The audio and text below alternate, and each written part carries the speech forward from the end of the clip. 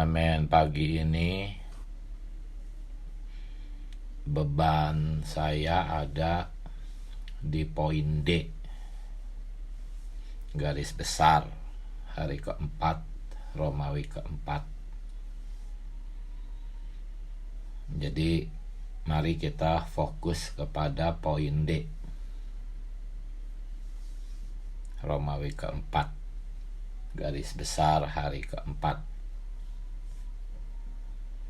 Ya, di sana dikatakan siapa saja yang berkata-kata dari dirinya sendiri, ia mencari kemuliaan bagi dirinya sendiri. Ya, mencari kemuliaan bagi dirinya sendiri. Tetapi kalau di teks Inggrisnya itu mencari kemuliaannya sendiri. Jadi siapa yang berkata-kata dari dirinya sendiri, mencari kemuliaannya sendiri. Jadi di sini kita bisa melihat ada dua jenis kemuliaan. Kemuliaan diri sendiri dan kemuliaan Tuhan. Kalimat berikutnya tuh, tetapi dia yang mencari kemuliaan bagi dia, ya, kemuliaan bagi dia, itu teks Inggrisnya juga tidak demikian. Seharusnya mencari kemuliaannya, kemuliaan Allah. Jadi di poin D ini kita bisa melihat dua jenis kemuliaan. Pertama, kemuliaan diri sendiri. Kedua, kemuliaannya, ya, kemuliaan Tuhan. Jadi inilah dua jenis manusia. Boleh juga kita katakan dua jenis orang Kristen lah ya. Kalau orang non-Kristen sudah pastilah mencari kemuliaannya sendiri. Tetapi ada juga orang-orang Kristen, bahkan mungkin kita pun sering kali mencari kemuliaan diri sendiri. Jadi poin D di sini ada dua jenis kemuliaan. Kemuliaan diri sendiri dan kemuliaan Tuhan. Apa yang kita cari? Yang mana yang kita cari?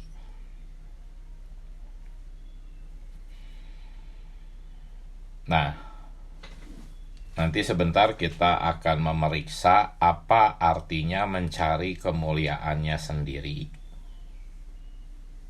Kemuliaan diri sendiri, tetapi beban yang lebih banyak pagi ini adalah tentang bagaimana mencari kemuliaan Tuhan.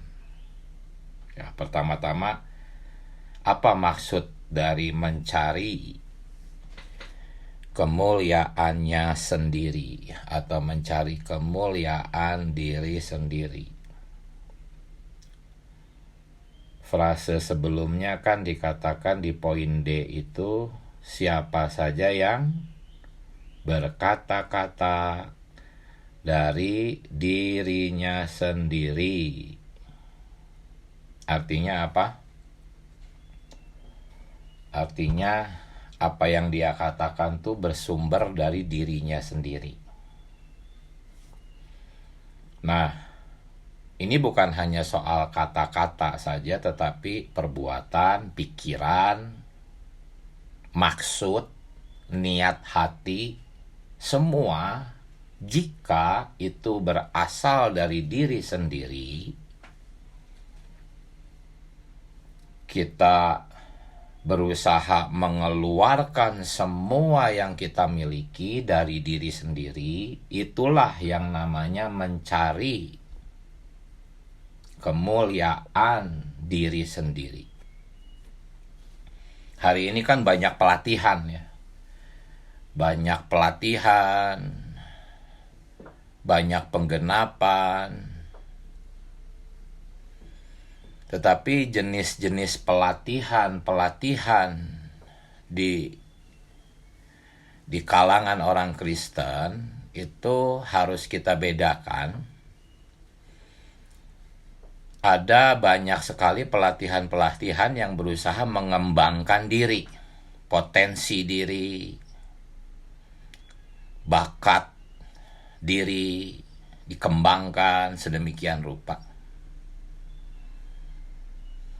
Dan ada juga pelatihan yang berusaha meremukkan jiwa orang Kristen supaya roh bisa terekspresi, bisa digunakan. Dan kalau di Sentul, di FTT seperti itu pelatihannya ya. Pelatihan yang berusaha untuk roh yang sudah dilahirkan kembali, yang sudah diisi oleh Tuhan tuh bisa terekspresi gitu. Caranya bagaimana? Dilatih, digenapi. Jadi ini dua jenis pelatihan ya. Pelatihan bagaimana mengembangkan kemampuan sendiri, bakat sendiri, dikembangkan jiwanya dan sebagainya. Nah, apakah kita yang ada di pemulihan Tuhan tidak boleh mengikuti kursus-kursus, pelatihan-pelatihan yang sifatnya mengembangkan kemampuan jiwani? Ya boleh. Bahkan harus. Saudara kita sering menganjurkan bahwa kita perlu, anak-anak muda perlu sekolah tinggi. Bahkan untuk dapat dilatih di FTT perlu S1 minimal. Itu perlu semua pelatihan-pelatihan yang sifatnya ya mengembangkan kemampuan, kapasitas. Tetapi itu semua kan hanya sarung tangan. Tanpa tangan gak mungkin itu berguna di hadapan Allah. Tidak berguna bagi Allah kalau hanya sarung tangan yang kosong. Karena itulah kenapa di pemulihan Tuhan di samping kita harus mendorong anak-anak muda sekolah tinggi, tapi mereka juga harus masuk FTT untuk dilatih, diremukkan, rohnya bisa keluar, dan semua kapasitas-kapasitas yang mereka ikuti di dalam pendidikan, pelatihan itu jadi bisa berguna bagi Allah ya. Nah, inilah perbedaan mencari kemuliaan diri sendiri dengan mencari kemuliaan Allah. Arti kemuliaan itu kan artinya ekspresi Allah tersembunyi di dalam orang Kristen. Dan Allah yang tersembunyi ini harus mekar seperti bunga keluar dari batangnya. Nah, batangnya ini adalah jiwa manusia yang tadi dilatih, digenapi, dididik, sekolah tinggi. Semakin tinggi sekolahnya, kapasitasnya semakin besar, maka Allah yang tersembunyi di dalam orang itu akan semakin bisa diekspresikan lebih semarak. Tetapi yang kita hindarkan, yang kita anggap sebagai salah adalah pelatihan-pelatihan jiwa yang justru menenggelamkan roh, yang justru semakin memperkuat jiwa. Bukannya dipecahkan tempurungnya, malah dikuatkan. Bukannya diremukkan tempurungnya, malah semakin dikuatkan. Nah itu. Dan hasilnya adalah ekspresinya itu bukan roh, tetapi ya bakat alamiahnya sendiri, kefasihannya sendiri, otaknya sendiri, pikirannya sendiri. Itulah kemuliaan manusia. Ya, orang-orang yang rohaninya matang bisa membedakan bagaimana kefasihan lidah seseorang, pengetahuan seseorang, bakat, kemampuan, apakah itu hanyalah kemuliaan manusia, kemuliaan dirinya sendiri, atau roh yang memancar keluar, Allah yang tersembunyi yang memancar keluar. Nah, ini sedikit tentang perbedaan yang di poin D tadi, 2 jenis kemuliaan. Kemuliaannya sendiri dan kemuliaannya, yaitu kemuliaan Tuhan. Ya. Di poin 1 Tuhan jelas berkata, aku tidak mencari kemuliaanku. Ya, bukan kemuliaan bagiku. Teks Inggrisnya kemuliaanku sendiri. Artinya Tuhan Yesus pun memiliki hayat alamiah yang diciptakan, yang dilahirkan dari keinsanian.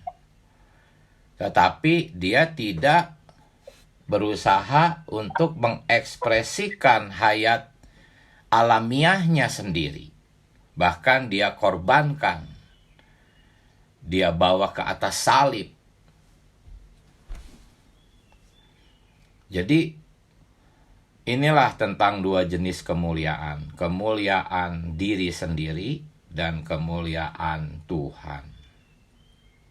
Yang poin 3, ya, garis besar D, poin 3, mereka lebih menyukai kemuliaan manusia daripada kemuliaan Allah. Nah, ini 2 jenis kemuliaan yang tadi sudah kita bahas. Kemuliaan manusia dan kemuliaan Allah. Apakah kemuliaan manusia di sini? Yaitu siapa saja yang berkata-kata dari dirinya sendiri, ia mencari kemuliaannya sendiri. Jadi kemuliaan manusia ini adalah kemuliaannya sendiri. Bukan hanya kata-katanya sendiri, tapi pikirannya sendiri, kemampuannya sendiri, perbuatannya sendiri, skillnya sendiri, pengetahuannya sendiri. Dia melatih semuanya itu dan berusaha memamerkannya, mempertunjukkannya kepada orang-orang. Itulah yang dimaksud mencari kemuliaannya sendiri. Tetapi orang-orang Kristen yang normal, dia takut untuk mengekspresikan semua yang berasal dari dirinya sendiri. Dia selalu bertanya, Tuhan Yesus, tadi saya berkata-kata, apakah dari diri saya sendiri atau dari Engkau? Nah, ini mencari kemuliaan Tuhan. Orang-orang Kristen yang mencari kemuliaan Tuhan itu selalu bertanya, Tuhan, apakah tadi saya mengekspresikan diri saya sendiri? Tuhan, saya takut kalau ekspresi saya tadi adalah ekspresi diri saya sendiri. Tuhan, saya mencari ekspresimu. Ekspresimu saja Tuhan yang harus tertampil. Nah, ini 2 jenis orang, ya.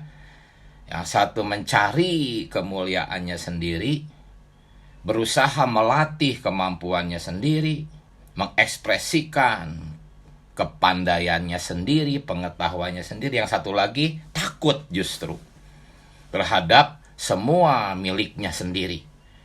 Dia selalu bertanya, dia selalu berseru nama Tuhan.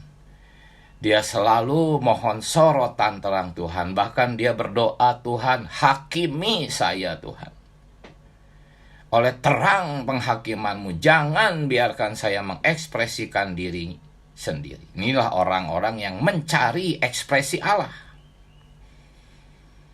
Jadi mencari kemuliaan Allah itu sebetulnya berusaha mengekspresikan Allah, mencari ekspresi Allah. Jadi poin 3 di garis besar yang hari keempat, kemuliaan manusia, menyukai kemuliaan manusia itu artinya berusaha mengekspresikan dirinya sendiri. Tetapi orang yang menyukai kemuliaan Allah justru takut kepada dirinya sendiri, takut dirinya sendiri terekspresi dan ingin mengekspresikan Allah, mencari ekspresi Allah. Ya, baik melalui dirinya sendiri maupun melalui orang lain. Ketika dia mencari orang-orang yang bisa dia ajak sekutu, dia tidak mencari orang-orang terkenal. Dia bisa membedakan mana hamba Tuhan sejati yang mengekspresikan Allah atau hanya hamba-hamba Tuhan yang mengekspresikan dirinya sendiri. Dia tidak kagum terhadap kepandaian manusia. Dia tidak mencari manusia-manusia yang memuliakan dirinya sendiri. Dia berdoa, bersekutu dengan manusia-manusia Allah yang mengekspresikan Allah. Jadi inilah maksudnya mencari kemuliaan Allah. Entah dia mencari kemuliaan Allah melalui dirinya sendiri, yaitu mengekspresikan Allah. Dia takut terhadap dirinya sendiri, atau dia mencari saudara-saudari yang mengekspresikan Allah melalui doa, melalui bertanya, melalui memohon pimpinan Tuhan. Jadi inilah tentang dua jenis kemuliaan. Kemuliaan diri sendiri dan kemuliaan Tuhan. Nah, sekarang mari kita fokus kepada kemuliaan Tuhan. Bagaimana kita mencari kemuliaan Tuhan? Kita bicarakan lebih lanjut perkara ini. Mencari kemuliaan Tuhan itu sama dengan berusaha memuliakan Tuhan. Ingin memuliakan Tuhan, sama saja. Jikalau Anda dan saya ingin memuliakan Tuhan, artinya Anda mencari kemuliaan Tuhan. Nah, pagi hari ini, kemuliaan Tuhan yang menjadi beban yang ingin saya sharingkan adalah kemuliaan Tuhan yang terdapat di dalam Yohanes pasal 12. Ya, khususnya perikop yang nomor 2. Perikop tentang Yohanes 12 ayat 12 sampai ayat 36a. Judul perikopnya itu adalah, ini tentang kemuliaan Allah ya. Konteksnya tentang kemuliaan Allah, tetapi judul perikopnya adalah perkembangbiakan hayat bagi gereja melalui mati dan bangkit. Dalam kurung meliputi dimuliakannya Allah. Ya. Jadi ini tentang dimuliakannya Allah, yaitu perkembangbiakan hayat bagi gereja. Ketika Allah dimuliakan, yang akan tertampak oleh kita adalah perkembangbiakan gereja. Jadi inilah mencari kemuliaan Allah yang menjadi beban berita pagi ini, yaitu kemuliaan Allah yang tercatat di dalam Yohanes pasal 12 ayat 12 sampai 36a. Apakah memuliakan Allah? Memuliakan Allah adalah perkembangbiakan hayat. Memuliakan Allah adalah mengekspresikan Tuhan. Dan di dalam Yohanes pasal 12, Tuhan yang diekspresikan adalah sebutir biji gandum. Jadi secara spesifik, mencari kemuliaan Tuhan adalah mengekspresikan Tuhan sebagai biji gandum. Oh Tuhan Yesus, saudara-saudari, mari kita mencari kemuliaan Tuhan. Jangan mencari kemuliaan diri sendiri. Dan beban berita pagi ini mencari kemuliaan Tuhan adalah Anda harus berkembang biak. Itu poinnya. Catat poinnya. Ada banyak pembicaraan mengenai memuliakan Tuhan. Tapi pagi hari ini, ya, memuliakan Tuhan yang dimaksud dan menjadi beban berita pagi ini adalah Anda dan saya harus berbuah. Anda dan saya adalah gandum-gandum. Sebagai gandum-gandum, Anda harus memuliakan Allah. Caranya adalah dengan menghasilkan banyak butir gandum. Kalau Anda tidak berbuah, sudah berapa tahun Anda ada di pemulihan Tuhan? Coba hitung buah-buah Anda. Jikalau Anda dan saya tidak berbuah, artinya menurut Yohanes 12, Anda tidak memuliakan Allah. Mungkin Anda pandai berbicara, bisa membagikan berita, fasih, mengerti kebenaran, berbagi nikmat secara rajin. Tetapi pertanyaannya bukan pekerjaan-pekerjaan macam itu. Apakah Anda berbuah? Apakah hayat yang ada di dalam diri Anda tersalur atau enggak? Kalau hayat di dalam diri Anda tersalur, pasti Anda berbuah. Coba hitung buah-buah Anda. Berapa orang yang Anda bawa ke dalam hidup gereja. Dan bahkan hari ini, berapa orang yang Anda rawat? Berapa orang yang menerima suplaian dari perawatan Anda? Baik itu melalui telepon atau melalui sidang-sidang rumahan. Apakah Anda mencari kemuliaan Tuhan? Jikalau Anda berkata, ya, saya mencari kemuliaan Tuhan, maka Anda harus menyalurkan hayat dan berbuah. Inilah mencari kemuliaan Tuhan. Kita tidak bisa berdiri di tengah-tengah. Jikalau Anda tidak mencari kemuliaan Tuhan, Anda tidak berbuah, ada yang salah. Pasti Anda mencari kemuliaan diri sendiri. Nggak mungkin ada di tengah-tengah. Karena hanya ada dua hayat, hayat alamiah dan hayat Tuhan. Mana yang Anda ekspresikan?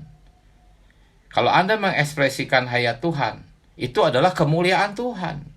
Dan hasilnya pasti berbuah. Karena hayat Tuhan itu memiliki kekuatan untuk berkembang biak. Jadi, sekali lagi, tadi kita membicarakan dua jenis kemuliaan. Dan hari ini kita fokus kepada kemuliaan Tuhan, bukan kemuliaan diri sendiri.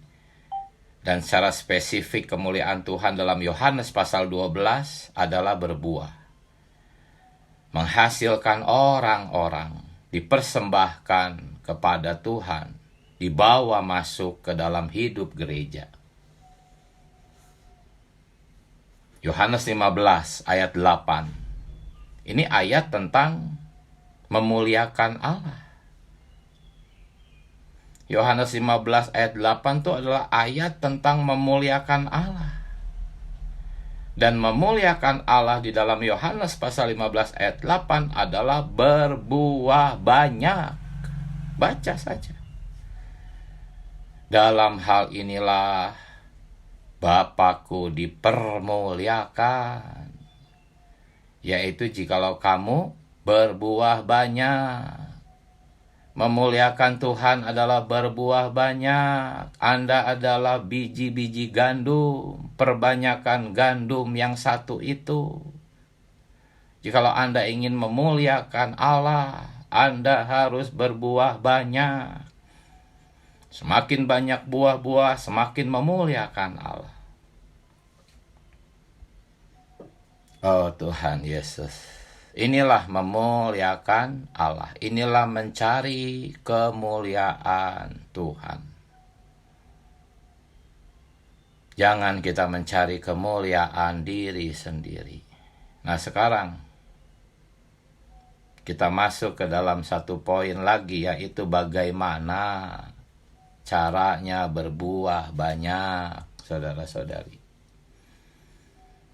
Bagaimana caranya berbuah banyak, saudara-saudari? Ya, kita bisa melihat ini di dalam Yohanes pasal 12. Ya. Karena peristiwa kebangkitan Lazarus yang spektakuler itu, saudara-saudari. Bayangkan, sudah 4 hari mati,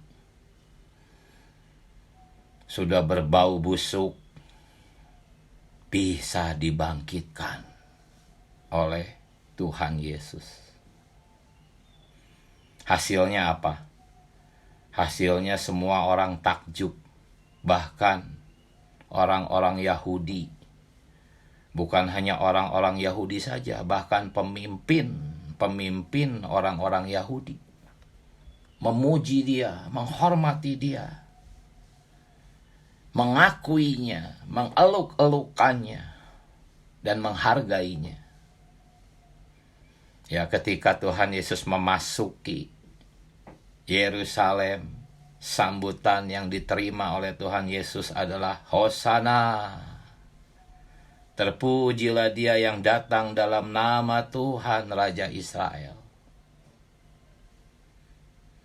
Ya, bahkan bukan hanya orang-orang Yahudi, orang-orang non-Yahudi ya, juga mencari Tuhan. Orang-orang Yunani, orang-orang dari bangsa-bangsa lain mencari dia.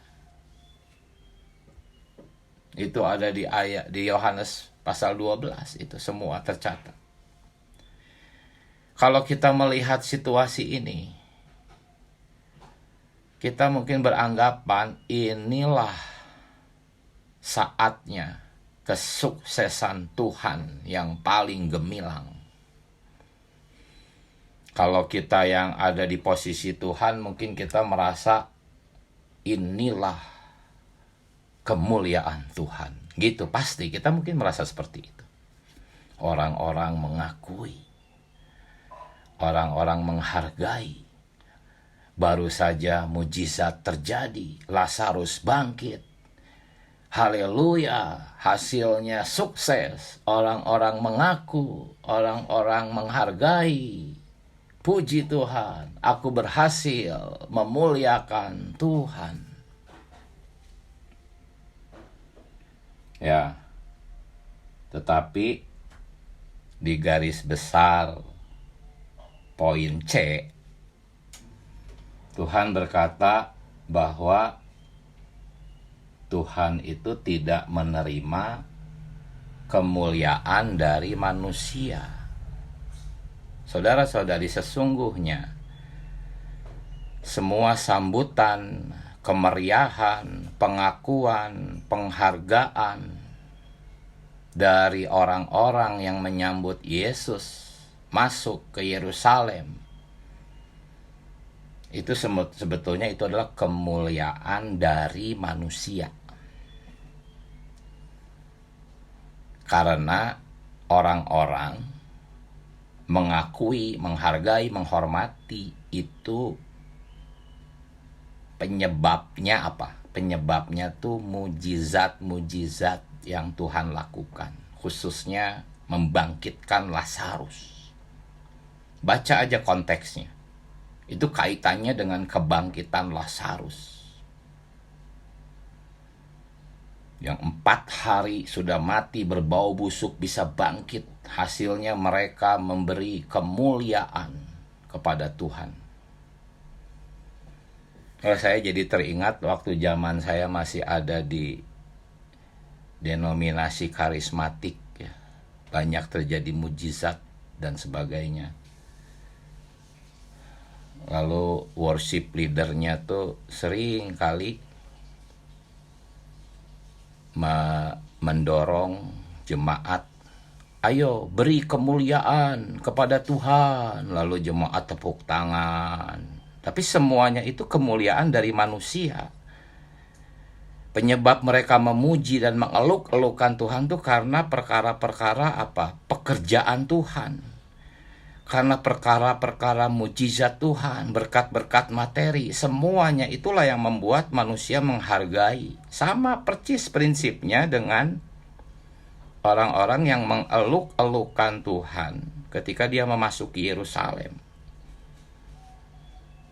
Itu semua pujian dan penyembahan manusia karena pekerjaan Tuhan, bukan karena diri Tuhan sendiri.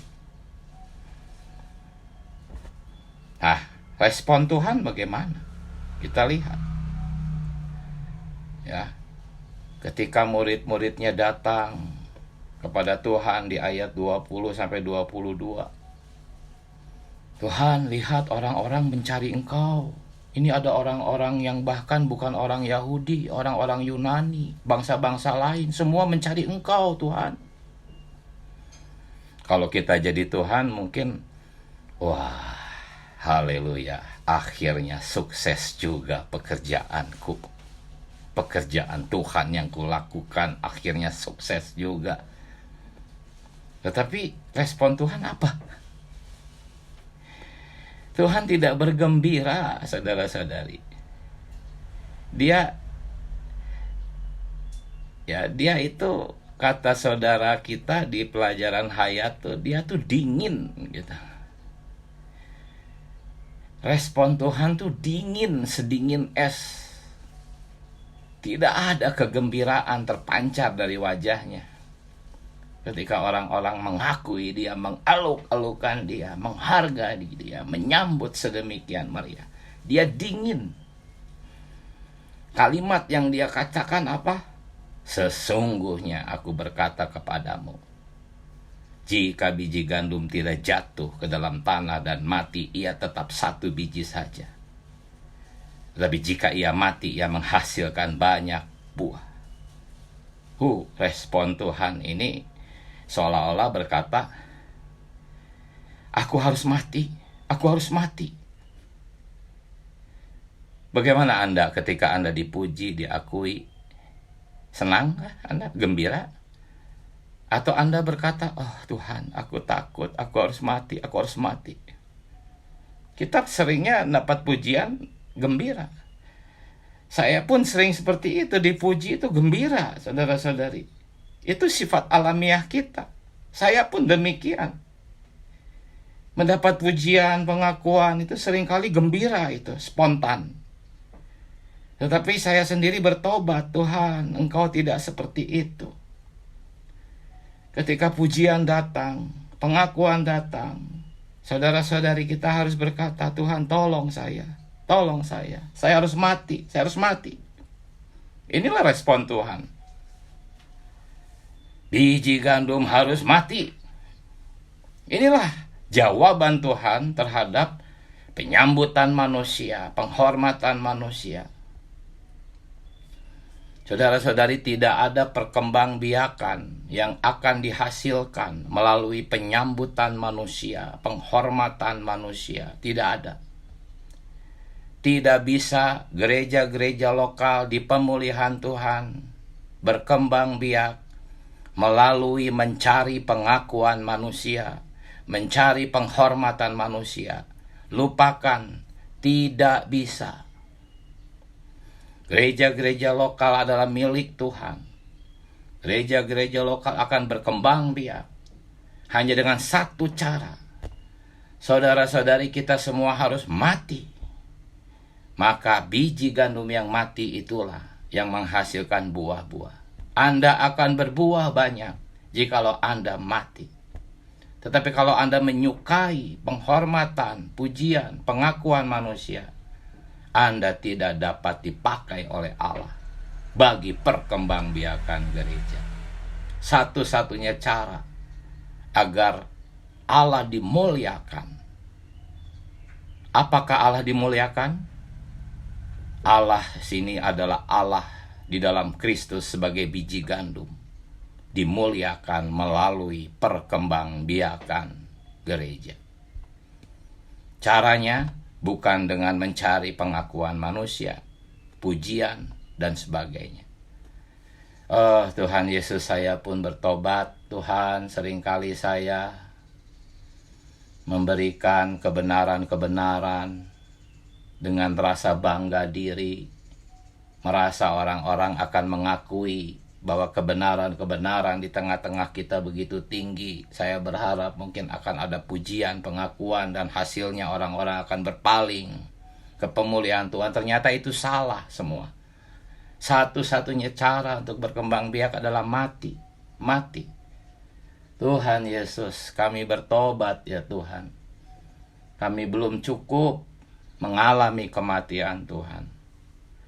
Jikalau ada pengakuan manusia, pujian, sambutan, respon kita haruslah, aku harus mati. Saudara-saudari, sejarah gereja membuktikan konsepsi ilahi ini. Selama 2 abad pertama, ya, aniaya dari kekaisaran Romawi tidak menghambat pertumbuhan gereja. Tidak. Justru aniaya itulah yang membantu gereja bertumbuh. Tetapi ketika kekaisaran Romawi menyambut gereja, di saat itulah gereja hancur. Oh, sambutan manusia itu menghancurkan Anda dan saya. Pujian manusia itu menghancurkan Anda dan saya. Menghancurkan gereja. Jangan bergembira karena penyambutan manusia. Itu akan merusak kita. Gereja itu berkembang biak karena saudara-saudari dalam gereja mengalami kematian Tuhan. Ya, perkembangbiakan gereja itu berawal dari China. Sebelum itu terjadi, banyak misionaris terkenal berkunjung ke China. Salah satunya saudara Hudson Taylor. Tetapi menurut saudara kita di pelajaran hayat, ya semua pergerakan misionaris itu tidak banyak hasilnya. Sampai ada satu misionaris, dan misionaris ini adalah seorang saudari. Luar biasa, hai saudari-saudari, Anda bisa dipakai sedemikian besar. Namanya adalah Margaret Barber. Ya, ia adalah salah satu misionaris yang diutus ke China oleh salah satu organisasi kekristenan, tetapi dia mengalami tuduhan, fitnahan, akhirnya dipulangkan kembali ke negeri asalnya. Tetapi dia tetap kembali ke China atas nama pribadi, biaya sendiri, beban pribadi, dia mau kembali ke China. Ya, dia mengunjungi dan bertempat tinggal di satu kota namanya Pagoda. Itu dekat sekali dengan kampung halamannya saudara Watchmeni. Ya, dia menetap saja di sana, dia tidak pergi kemana-mana. Dia hanya tinggal di sana saja. Dia hanya mengikuti pimpinan Tuhan saja. Dia tidak berusaha mengkampanyekan semua kegiatannya. Dia tidak mengadakan banyak seminar, pelatihan, publikasi. Tidak, dia hanya cukup datang ke sana. Menurut pimpinan Tuhan, Tuhan memimpin dia tinggal di dekat tempatnya saudara Watchmeni. Dan dalam pengertian Miss Barber, dia hanyalah satu benih untuk ditabur di sana. Sampai akhirnya tahun 1929 dia meninggal. Sudah tidak ada banyak catatan sejarah tentang dia. Di kekristenan mungkin kurang mengenal siapa Miss Barber ini. Tetapi justru Miss Barber inilah ya satu benih ya yang ditaburkan di pagoda, menghasilkan satu benih yang bernama Watchmeni. Ya, Miss Barber berbuah. Ya, berbuah. Beberapa orang mungkin tidak diceritakan berapa banyak, tapi salah satu buahnya adalah Watchmeni. Watchmeni itu adalah satu butir gandum yang muncul dari tangkainya Miss Barber. Ya, saudara Watchmeni sendiri adalah satu saudara yang akhirnya hanya satu-satunya yang dirawat oleh Miss Barber. Karena saudara-saudara lainnya nggak tahan gitu dengan Miss Barber. Dia sangat keras, dia menegur dengan terus terang. Tapi Watchmeni merasa dia perlu Miss Barber, dia perlu teguran-teguran Miss Barber. Sampai akhirnya Miss Barber meninggal, tidak banyak warisan yang diberikan. Hanya sebuah Alkitab yang memuat banyak catatan Miss Barber diwariskan kepada Watchmeni. Dan hasilnya apa? Oh, saudara Watchmeni menjadi satu bejana yang besar. Penghidupan gereja yang normal di China itu berkembang. Akhirnya saudara Witness Lee didapatkan. Saudara Watchmeni itu adalah satu bejana yang besar sekali, yang dihasilkan dari tangkai gandumnya Miss Barber itu. Ya, walaupun di China akhirnya habis, tetapi saudara Witness Lee, ya, benih yang juga dihasilkan melalui Watchmeni sampai hari ini berkembang biak ke seluruh dunia, seluruh benua. Kalau saya bacakan daftar hari ini gereja-gereja lokal, Anda akan kaget begitu banyaknya. Walaupun saudara Watchmeni sudah meninggal sampai hari ini, walaupun saudara-saudara kita itu sudah meninggal, ministry ini adalah ministry hayat, tidak mati, tetap hidup, bahkan tetap menang. Pekerjaan ministry ini terus berlangsung. Karena apa? Karena ini bukan dihasilkan dari praktek mujizat, bukan dihasilkan dari mendemonstrasikan kuasa Allah, semacam KKR dalam kekristenan. Bukan, ini dihasilkan dari kematian, pengalaman kematian. Saudara-saudari yang dilatih oleh saudara-saudara kita mengikuti jejak Watchmeni. Ya, dia harus mati. Mati adalah satu-satunya cara berkembang biak. Jikalau Anda ingin menciptakan bunga imitasi, ya, bikin satu pabrik dalam sekejap jutaan bunga bisa dihasilkan. Tetapi jikalau Anda ingin menghasilkan bunga asli, itu harus menabur benih dulu. Benih dulu itu harus tumbuh. Ya, banyak sekali waktu yang dibutuhkan. Sangat lama, butuh waktu. Oh, Tuhan Yesus. Inilah kemuliaan Tuhan. Kemuliaan Tuhan adalah perkembangbiakan Tuhan. Jikalau Anda mencari kemuliaan Tuhan, pasti Anda akan berdoa. Tuhan Yesus, ampuni saya tidak berbuah selama ini. Tuhan, tolong saya berbuah. Tuhan akan menjawab, oke, kamu harus mati. Haleluya, saudara-saudari. Masih ada sisa waktu sedikit, saya tetap harus kasih kesempatan saudara-saudari berbagi nikmat. Silahkan, manfaatkan waktu sisa sedikit, silahkan. Tuhan Yesus, amin. Mari, sampaikan sesuatu, bagikan kenikmatan.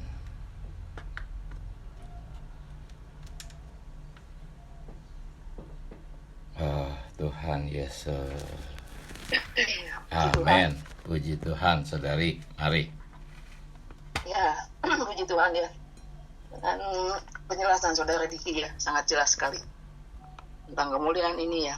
Namun ya, manusia kadang tidak dirasa ya, tidak terasa gitu. Kadang ada istilah sombong yang tidak terasa gitu kan ya. Karena ya semuanya itu ya, kalau kita berhubungan dengan orang-orang dunia ya, yang membesarkan dirinya, kadang kita kepancing juga ya, ingin juga kita diakui gitu. Tuhan Yesus ya, kita memang sering sekali ya di pemulihan ini Tuhan mati gitu ya, mati gitu. Tapi ya oleh sebab itu ya kita mesti banyak seperti inilah ya, supaya ingat kembali bahwa kita harus mati gitu ya. Yang saya rasakan sih, kita belum merasa cukup dalam kematian ya. Kadang ya terpancing oleh orang lain yang mengagungkan dirinya ya. Kadang kita juga ingin diakui. Dalam hal ini kita jangan mengikuti hal-hal yang begitu. Puji Tuhan saudari atas penjelasannya, sangat jelas ya mengenai pemulihan ini ya. Ya, jadi sebetulnya ya kita harus ya mengekspresikan Tuhan ya. Kata-kata kita ya, jangan sampai kata-kata kita itu timbul dari diri kita ya. Harus kata-kata itu ya, kita mesti tanya sih dalam hati ya, dalam roh itu, apakah kata-kata yang saya katakan itu baik atau tidak. Puji Tuhan saudara Diki, sangat jelas sekali ya tentang kemuliaan ini ya. Puji Tuhan, amin. Haleluya. Puji Tuhan. Amin. Amin. Saudari, silakan saudari. Puji Tuhan ya, saya juga bersyukur dan berterima kasih pada saudara Diki atas terang yang dibawakan pagi ini. Saya mendengar berita pagi ini, saya juga cukup banyak bertobat ya, sambil saya baca di Yohanes 12 ini. Hari ini sangat jelas tentang apa itu biji gandum harus mati ya. Kemudian juga tentang kemuliaan. Biasa ini saya baca dengar ya, tanpa benar-benar memasukinya.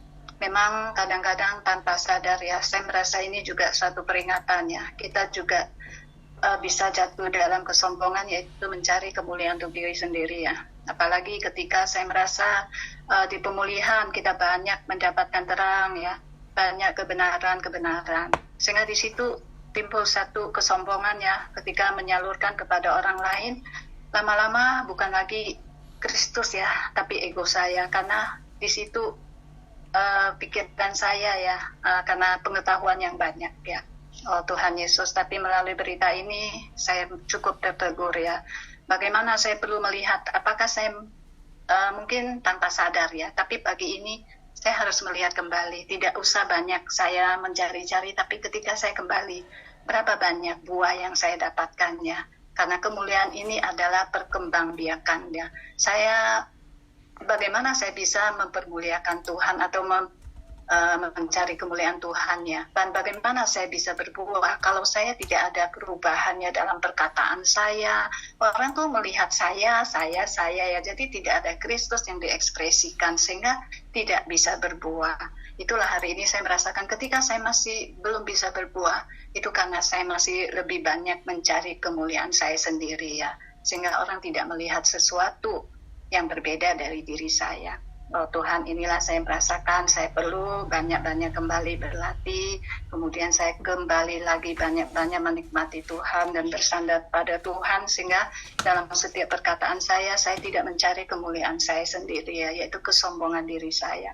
Kemudian juga hari ini dikatakan oleh saudara Diki tadi jelas tentang biji gandum harus mati ya. Ini memang perkataan yang sering kita dengar, kita baca di dalam Alkitab. Tapi penyabaran hari ini sungguh luar biasa ya, juga membuat saya, oh Tuhan, kiranya masih ada waktu juga buat saya ya.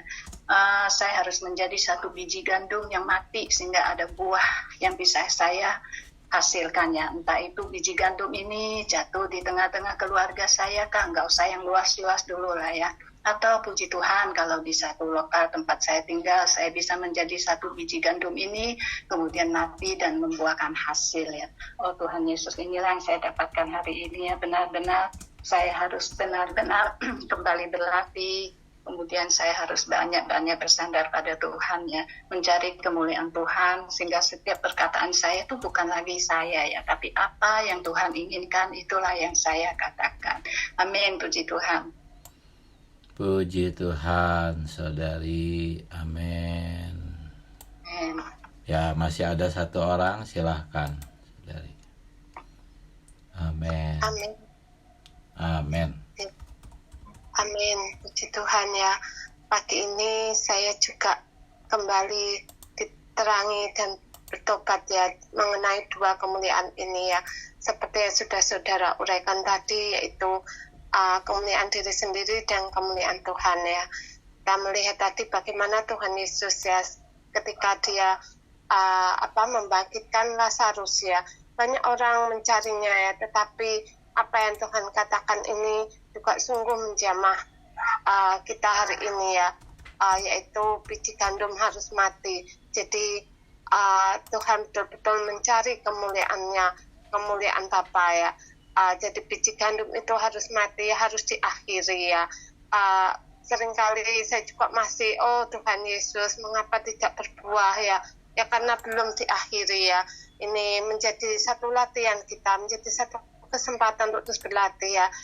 Diri kita perlu diakhiri sehingga tidak lagi perkataan apapun ya ketika berjumpa dengan orang sasaran Injil ya, hanya diri Kristus itu sendiri yang tertampil ya. Itu yang saya nikmati pagi ini. Amin. Puji Tuhan. Tuhan Yesus. Amin. Ya. Puji Tuhan, mari kita menyeru nama Tuhan, saudara-saudari. Tuhan Yesus. Tuhan Yesus. Amin. Tuhan, kami cinta padamu. Tuhan, kami perlu dirimu. Amin. Karena kami sendiri, Tuhan, semua yang ada di sini terekspos, Tuhan. Oh, kami perlu memuliakan dirimu melalui berbuah banyak. Tuhan, biarlah gereja-gereja lokal di Indonesia berkembang biak. Oh, melalui mati dan berbuah. Tuhan Yesus, biarlah berita demi berita menjadi pengalaman kami, menjadi susunan kami. Amin. Tuhan, sungguh kami perlu dirimu.